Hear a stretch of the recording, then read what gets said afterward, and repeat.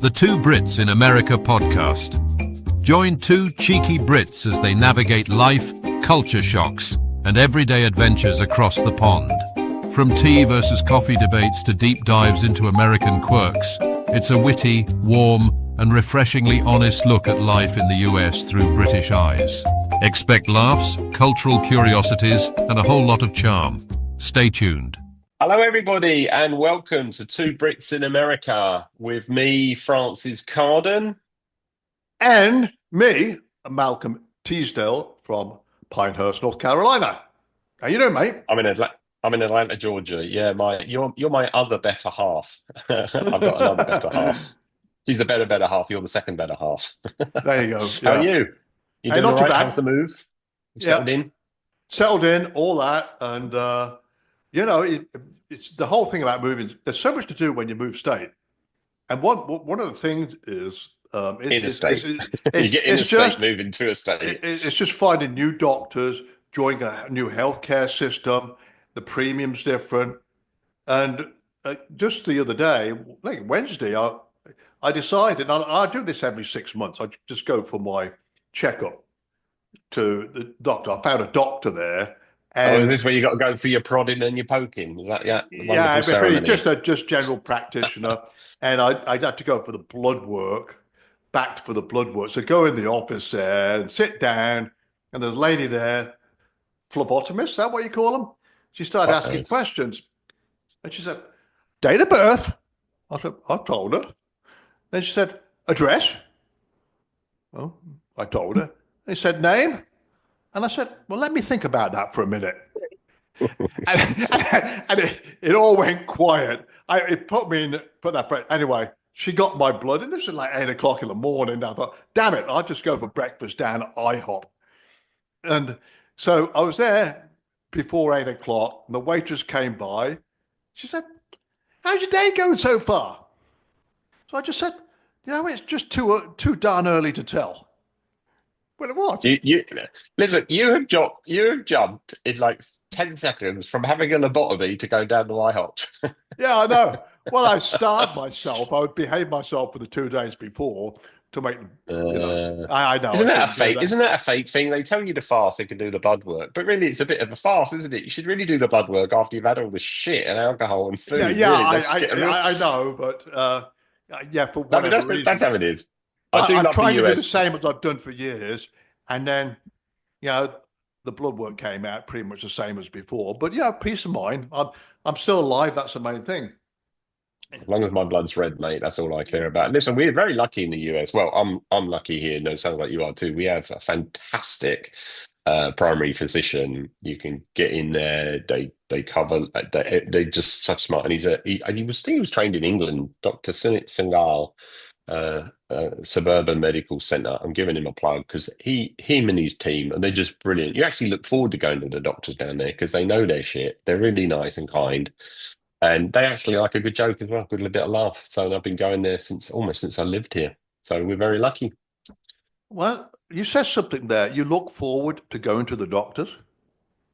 Yeah, the annual checkup, because you go there and I don't have anything really wrong with me, and so, but you got to go sometimes, and then that then you're only going to sort it. I don't know. I feel if I have something wrong, you're going to walk in there and he's going to go, "No, you need to do this or you need to do that, and we'll get you in front of this guy. He's a great guy." The guy.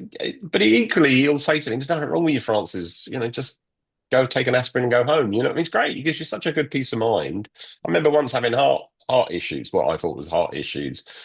And he said, "Look, your age, your blood work, all coming back great. But my job is to make you feel better that you're okay." So he put me on the treadmill, on the heart machine and everything. He goes, "Nothing, you're great." So there you go. So I think your age comes into it. It made me better as well. Well, Doc already knows you're an old geezer, so he's not going to say something like old.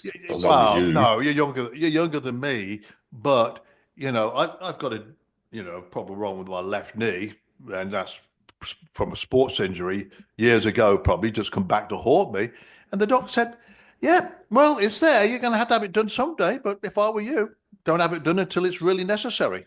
And I Yeah, that's get what that. mine's like. Mine's like that. He's like, nah. Because I even said to him, "Can I get some more tests just to sort of like?" Because I'll tell you what it is. I'm coming off of Cobra. We'll talk about that much later. We'll get off this subject really quickly. But I'm on Cobra because of I retired out of my other company, and so that expires I think at the end of the March. So we've got to start shopping Yeah, around. And I said, "Oh, well, I've got this great insurance. So you get everything that." He goes, "Francis, I do everything anyway. You don't need anything else. Go home." So anyway, so listen. Coming up, look, I think the time this is released, it will be about this time, February the 14th. It's Valentine's Day. And I know we talked about this before, so I've got a bit of a topic here because what popped up on my Amazon account or it popped up on my mailbox was like, buy your loved one ideas. And one of the bloody ideas was a KitchenAid blender mixer. And I'm thinking, what? she would fucking divorce me if I come home for Valentine's Day. So I know we talked about this because in the UK, Valentine's Day is a card to your loved one. Over here, it's like the teacher makes the kids make every other kid a Valentine's Day card Yeah, so they don't miss out. It's still, I believe, not like that in the UK. That it is just it's maybe a dinner and some flowers, yeah, and show affection to your loved one. yeah, But it's not a bloody another mini Christmas or birthday event where you got to go shop for wrapping paper, shop for a card, shop for a present.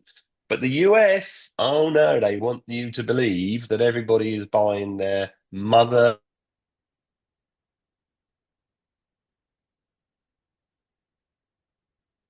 You're just stunned in silence, aren't you? well, you actually cut out there, Francis, believe it or not. So just Ah. say that by me, your face froze. I'll cut that part out. But what did you say? Oh, it might not freeze. Where did it cut out? It doesn't matter. Look, No, it was like, about buying your loved one.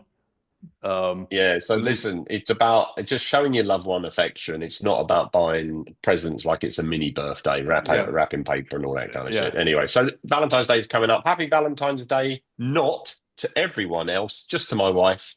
Happy Valentine's Day. Anyway, That's it. Yeah, man. what's That's right. Well, I so don't I have an know. interesting fact. Yeah. Oh, sorry. Well, what? Yeah, what are you going to take Susan out for dinner or something? Is that your thing? I sent her links to three restaurants in the area. I said, pick one. I made three reservations. So that's what Oh, I've yeah. done. There you go. And That's I actually said, smart. I'll get you something. What do you want? But, she keeps Amazon in business anyway. That's what I don't know. All right. And That's cardboard another box story. business. Yeah, I know. Yeah. I often make my wife a meal. I do because I cook a lot. I think I told you all that. And so I'll often make her a meal because sometimes you don't know where you want to eat till last minute. And then it's pointless because everybody goes out Yeah, Valentine's Day over here. sure. Because we go out a different night. That's all. Hey, I have an interesting topic for you. 911 and 999. For our audience in America, in case you ever go to England, do not try dialing 911 if you have an emergency. In England, it's 999. And of course, in America, it's 911. And I tried to figure out where they came from. You know, when did you start having emergency? Did you know that in the UK, it was predominantly the first company that had emergency helpline number with 999? Really? In 1937. Good Lord. 1937. Who had a bloody phone in 1937? But anyway, apparently, um, and I always thought growing up as a kid, it's stupid. Why is it not 111? Because on a rotary dial phone, 111, it's really quick, right? 111. And then nine, it's like nine, and then you wait for it to go back. So don't like, the fire, the house is burnt down by the time you finish dialing 999. But apparently it's because the nine uh, was it was just easier to find apparently on dark rotary phones, and there's a little notch in it by the nine, so it was easy to see in the dark if you had no power or something like that. Apparently, and then it became it just became Good point. a standard. Yeah. All right. And in It the could, US, it was 911, but it wasn't until 1968. And before that, you had to look up your police or your fire ambulance in a phone book, or just call the operator and say, emergency, and she'll try to figure out where to transfer you and where you live. yeah, I wonder what other countries are like. Funny, because I not long ago, I was passing through the island of St. Bart's as a French territory. They have two emergency numbers there, I think, 17 and 18. Like, I don't know which way it is, but the 17th is for the fire and the police, or the 18 is for medical. That's what you dial, 17 or 18. But saying that, for people of the French who come over, the Euro or the European emergency number is also available to use there as well. It's a bit strange, and that's So different. for something so important, you think there'd be a bloody standard, wouldn't you? You know, look, Worldwide. international, worldwide, especially with all the travel in the world today, you Yeah. think there'd be a standard. And also the phones have all got built into them, home phones and whatever. They know where you are, they know where you're calling from. Yeah. So, you know, you've got all that. So it's like 111, and there's no misdialing, mishap, or any of that kind of stuff. I mean, Apple's got some really cool tech, right? Which is that, you know, if you fall over, it can ring some emergency numbers for you if you don't. It pops up on your phone and said, "We detected you fell over. Are you okay?" And if you don't say yes, it contacts all your Comes emergency back to you. numbers. Yeah, yeah, it's pretty cool stuff like that. So anyway, so it should be a standard, shouldn't it, for God's I sake? just thought, back to the UK, if you wanted the operator, did you have to dial like 100 or something? Zero. It was zero, wasn't it? And then I what was the speaking clock? What was he had a speaking clock as well? I used to dial the speaking clock. My parents used to get annoyed because it cost money. that was Well, then. until Yeah, yeah. well, just I was being no mates. I had no friends. I needed to speak to somebody, so I'd speak to the clock, ask it the time, and it answered me every 10 seconds. Yeah. Oh dear. Sad bloke, sad kid. Hey, so, I mean, on that note, right, on standards, because I think there is something wrong with that. I think that it just should be. I don't know. But anyway, 1968, it wasn't a standard in the US, and the UK was ahead by 30 odd years. That's pretty amazing, I thought.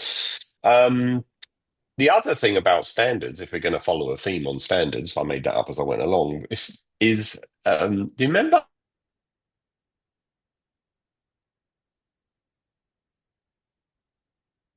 We frozen again?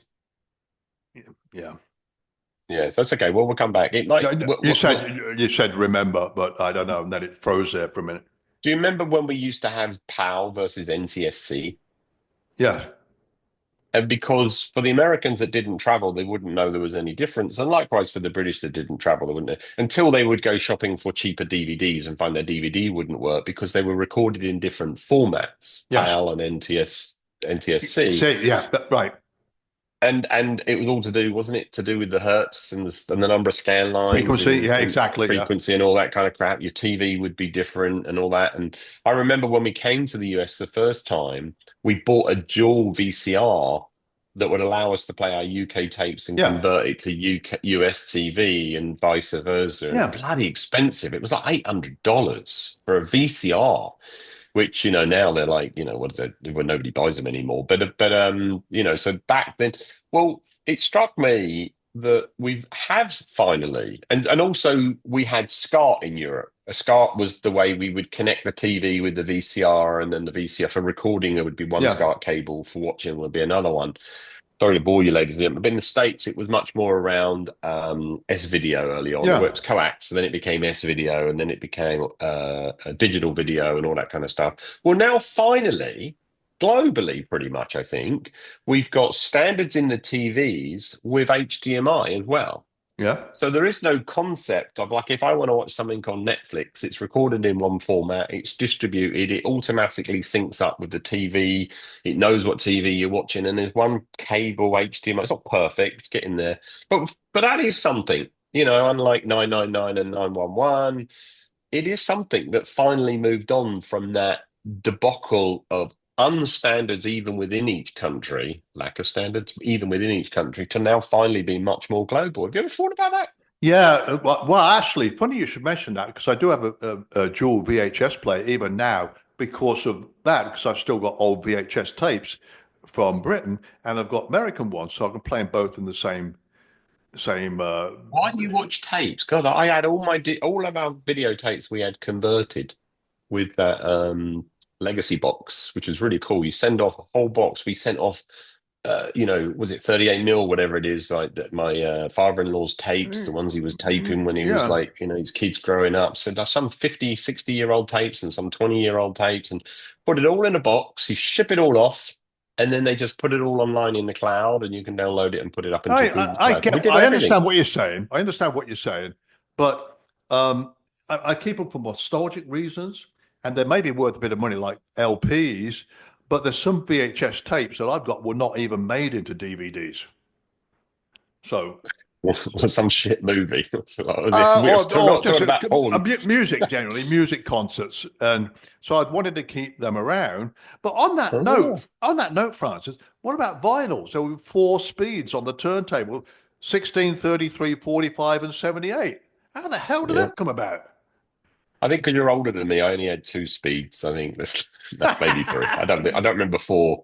Yeah. Yeah. Well, no, didn't that come about so was it to get more on it? Was that what it was? I don't know. Funny Yeah. enough, because my Clever parent, tech though.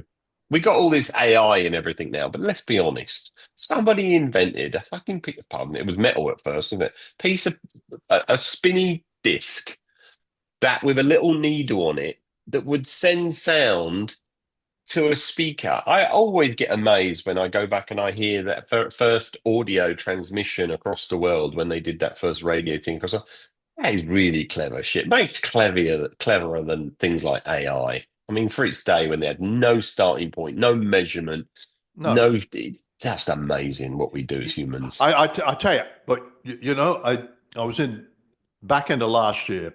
Happened to be passing through Jamaica, so while I was there in Kingston, I went to see the Bob Marley Museum, and the recording studios, which is where his house was, and they recorded him singing onto vinyl, and they've still got that mechanism set up there.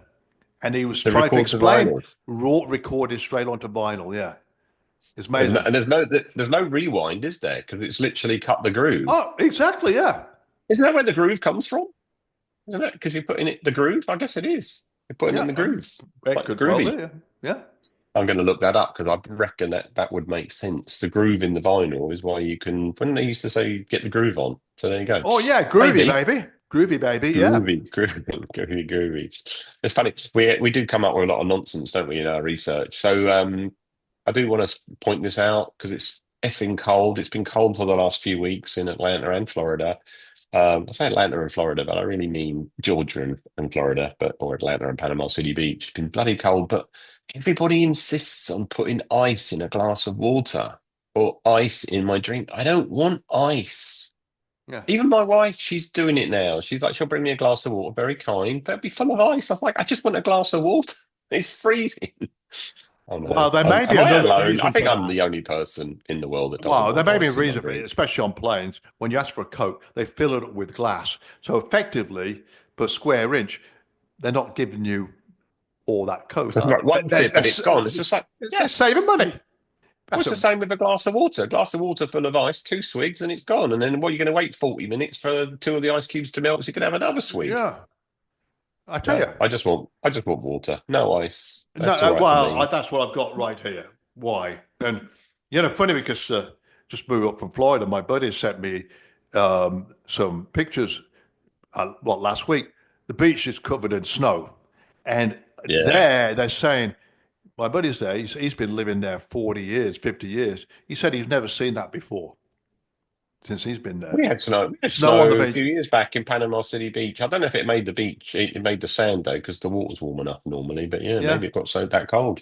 Hmm. yeah. It was. It's strange, isn't it? Yeah. It Uh, is. It is. Anyway, so that's my Moni mini point on water. I don't know if I covered this before as well. The in the I think I might have mentioned it, but I learned that in the UK, if you want to buy a headache tablet, paracetamol or yeah. whatever, Advil, whatever, you cannot buy them more than like 32 at a time in a packet of 32. They don't. Whereas in America, you can buy them at Costco, 350 in a little bottle. I mean, there's huge nuance, a pharmacy versus a chemist, right? So we know that nuance. Yeah. But you cannot buy large quantities of headache tablets. Now, maybe Americans get more headaches, and that's why they can buy bigger bottles. I don't know. Probably. I don't know. It's funny. I never knew that. Yeah, it's So fun. It's also why you brought that subject. I've been to a couple of countries in the world where I haven't felt well, but I can go to the pharmacist and buy prescription meds because they can actually prescribe them right there without having to go and see a doctor.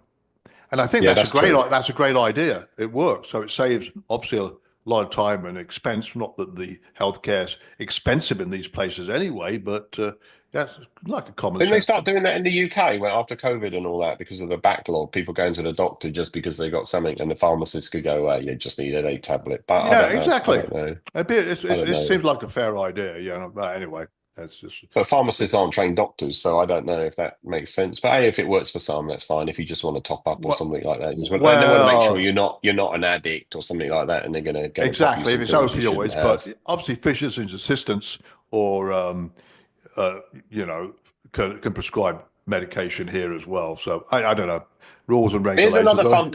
So here's another fun nuance for everybody: UK US differences, and I never really thought about it until somebody told me.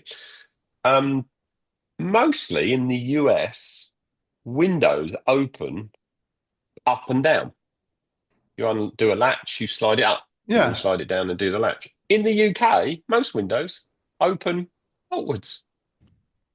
I never You thought undo. about that. Yeah, I know this is weird shit we come up with, don't we? I don't know how I find my research. I mean, I do know how I do it, but it's an interesting, stupid, useless fact, but interesting. So, because we used to leap out the windows and jump out the windows with here, it's like got to undo it, and it's jammed as well, right? Because you got to whack it, and I know you can easily put your hand through the window doing that because it's been painted, so you can't slide it up because it's all. But in the UK and with the frost, sometimes the window would stick, but a little gentle push and the window would open. yeah. I don't know, but never thought of that. And the little bar, do you remember the little bar that you Yeah, could open the window 2 notches, 3 notches, four exactly. notches? Yeah, that's it. Whereas here, if you open it just a little bit or you open it a lot. Oh, weird Yeah, old facts. what a pain. Not to be And funny or then with anything. security, they started to make those latches more secure so you could have a key. So you could open it ajar just a little bit, and Yeah, then somebody couldn't jump in, a burglar couldn't jump in, but a cat could, a rat could, and a bird could, and they did. So, yeah, yeah, yeah. Of course. Yeah, yeah. All right, another useless bit of information, which gets us back to that TV conversation that I just had about TVs and standards and NTSC and PAL and all that kind of stuff. It was I was sitting in my sitting room the other day, and I was looking at sometimes we have to open the cabinet where the amplifier is, or the receiver they call it over here. They don't call it an amplifier, they call it a receiver. Um, and I'm sitting there staring and going, all that space. There's a great big 50-inch by 40-inch wide hole in a cabinet with nothing in it except a few cables and this receiver. Yeah, And I remembered the first TV that fitted in it. It was like a 46-inch TV that was as deep as it was wide. Do you remember that? yeah. Absolutely. Yeah, And it was so hard to lift because you're lifting it up to put it into this cabinet. And it's, oh God, man, I'm surprised I didn't do my back the many times I lifted it. And then, of course, when you thought something was going wrong, one of these cables not standard, and you had to pull it forward and drop it on the floor, and the cables weren't long enough. It's like none of that anymore. It's just this flat panel TV that don't weigh like 15, 20 pound. yeah. Or And flat screen TVs. But was that yeah, due to the fact the old TVs had something called a cathode ray tube in it? yeah, that's exactly why. The two. Yeah, exactly. But That's not what. just that, it was heavy because it was glass, so the glass tube had to be encased, didn't it? Because you couldn't have those Yeah. rays coming out and setting the house on fire. But and so I was wondering what people do with them because I was looking at mine and going, it's just a blank space. And normally we have the cabinet door shut. I've got one in my bedroom. We just put, I mean, it collects junk actually, and at Christmas it collects the Christmas stuff, food that Yeah. we collect from England until we're ready to put it out at Christmas. So all these cabinets around the house, there's another one in the basement with nothing in. And so I started to research what to do with it. People turn them into home bars, put their drinks cabinet in them. People turn them into fish tanks, aquariums. Yeah. People turn them into places to put their pets. They've got a little hamster. They'll put their hamster case in there, bookcases, although I don't have books because we have Kindles. And then other people, if they're removable ones, are not built in, they take them outside and use them as rabbit coops. So, ladies and gentlemen, that is your idea corner for your TV cabinet. Well, oh If you move yeah, to flat yeah. screen. It's funny because moved up here, we got a lot of stuff here that we don't need anymore. I'm not. I'm a little bit guilty, but stereo equipment. So I called up. We're going to donate stuff. So I phoned up the local donation store here, and I asked them, "Do you take amps?" And they thought I said ants, A-N-T-S. What? Aren't. No, amps. Oh, receivers. Yeah. We'll take them. So anyway, that's it. It's just That reminds me of that because other the nuance. amp is the right term, amplification, right? But it also Yeah, it is receives amp, but signal. it's a receiver over here, though. They don't call it Yeah, they call it a receiver, right? yeah, Over here. exactly, Yeah, not an amplifier is literally is the stuff just to plant. I don't know about it, but the receiver does do. I mean, it does a lot more than what it used to do. exactly. Um, but the other aspect I think to that is that what you just said, like, is like ants and aren'ts, because over here it's like how is it said? My aunt. I have an aunt Janice. Well, you don't have ants in your pants, right? And so when ants is said in the South, it just sounds like an ant and an ant is the same thing. So we used to have fun with that one. Another nice British Yeah. US, Southern US though. I think it's more pronounced in the north, maybe in North On. Carolina. Yeah. Well, that's right. So there's that A-N-T, A-U-N-T, and there's also A-R-E and apostrophe T, aren't, right? So, We yeah. aren't. Yes, we aren't. We aren't seeing the ant with the ants. There we go. That's a nice sentence. Oh my God. There's probably a lot more of those phrases around like that as well. We'll find something for our audience next time, or they can send some into us because some of these coming from our audience. So this is really good. So I have a couple of little, well, just the little things that I think we'll get onto a topic next week, maybe. 'Cause it's become very pertinent with what's going for the nominees in Senate, Congress, whatever, right now, around food additives. So the red food dye has been banned in Europe for a very long time, and it hasn't been in the US, right? I mean, and it's like, and I'm starting to think, well, why would it be banned in Europe when they've done the science and they've done the research, and they wouldn't ban it in America, where you think, the land of the free? Let's look after the health of our population. If we know something's bad for you, right? I mean, sometimes they get it inverted. When we know something's good for you, they try to ban it. Yeah. It might be a vaccine. And when we know something's bad for you, they don't ban it. It's like an oxymoron. So I'm going to double down on this. So, because I heard on the radio, somebody said, and I thought this is bullshit. It's not Yeah. true. They said that in the US, French fries have something like 7 or 8 ingredients versus the UK and Europe that has 3 or 4. And I'm thinking, hold on, it's just, was it potato and But oil? yeah. No, it's not. Do you want to know how? Won't mention, well, we can mention it because they blame McDonald's, but I think it's Yeah. true. In the US, to have a French fry, potato, thankfully, it's potato, it's Yeah. not vegetable oil, hydrogenated soybean oil, dextrose, sodium phosphorate, salt, natural beef flavor, wheat and milk derivatives, citric acid, diamoly polyethyleneoxylane, which is an anti-foaming agent. All of those things are in your French fries from McDonald's. What the fucking hell? In the UK, potatoes, vegetable oil, and dextrose and salt. That's it.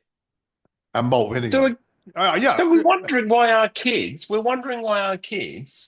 are getting anxiety or depression, and we're putting them on meds, or we wonder why when we are feeding, and I'm going to throw Costco under the bus here, which is my favorite place. They have so much salt. If you look at you buy something like, that's pre-made, it might be in the freezer Yeah. section or the fresh food section. And there's a reason that this stuff lasts 3 months or 6 months in the freezer. You look at it and you go, oh, only 25% of your daily intake is sodium, right? Per serving. But you look at it and it's a tiny pie. And it says 4 servings. No, it's not 4 servings. I'd eat that pie, and I'm now going to get 80-90% of my daily intake of sodium from this little pie, or from this pack of noodles or something, or Yeah. from this. So I've never really thought about this, and but knowing, people with family members and that, and going through, and then hearing all this stuff going through the Senate and everything, and I was like, no, we've got to ban this shit. We've got to really look at it. Costco, start selling food that isn't going to give me 80 to 90% of my sodium intake. A soup, for example. it's a little portion of soup, but in the small print it says it's only 25% of your daily intake. But you're going to eat the whole soup. It's not that big. Yeah, Anyway, they're assault on you, they basically. are assaulting us on steroids, and red dyes get all this. What's it? Dimethyl polypiscylane cine anti-foaming agent in a French fry. What the friggin' hell? It's Yeah, probably not good for you. As much as they say, "Oh yeah, it's just made from something else." No, I mean you could argue carcination in the vegetable oil anyway. But once it's heated to that boiling point, but we'll forgive them for that because it's French fries. Listen, we love. yeah. And then what happens in England? You get chips.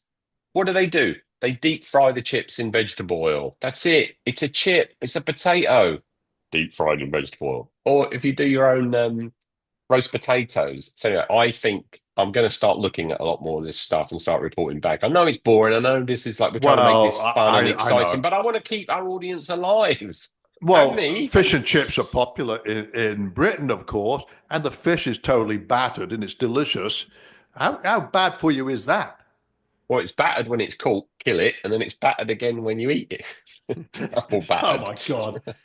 But now I'm coming to realize that, last time I was in Asia, I remember being in a bar there and someone came in with scorpions. It's a bar snack, right? And, the North Americans over there, but they were fried. But apparently scorpions and grasshoppers are good for you health-wise. Very rich. Yeah, very rich. Is it not protein? It's very rich in Protein or something. vitamins, yeah, they are. But I don't know if that means because they're fried, uh, that probably not as much. But to us, if it's fried, how bad can it be? It doesn't matter what it is, right? Yeah, you can fry cardboard. I think it'll probably be all No, right. I know. So anyway, it's I did interesting. say it's like fried bread. We've got to get into that subject again because I love fried bread, but I haven't had it for years. I was thinking, oh, maybe I Mm, should give it a go. Fry an egg and then put some yeah, fried bread. But it's I so tell you, unhealthy, though, isn't it? it is. But if you do it every day, yeah. But if you just do it like you know once every 2 weeks with a cooked breakfast, then it can't. How bad can it be? Grew up with bread and dripping and Marmite. So, ladies and gentlemen, bread and dripping. Dripping is lard, which to you is really shortening. Although shortening seems too clean and nice, lard is actually just the fat that you've cooked the meat in and you've left it to harden and you spread it on bread, Yeah, literally. You remember that? yeah, And over here it's shortening, which is like you try cooking with it is pretty awful. But yeah, but bread and dripping.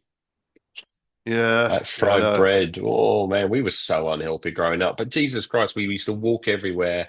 As my wife reminds me, I keep telling them we used to walk, yeah, bare feet, and eat coal. But no, we did. We used to walk, we cycled.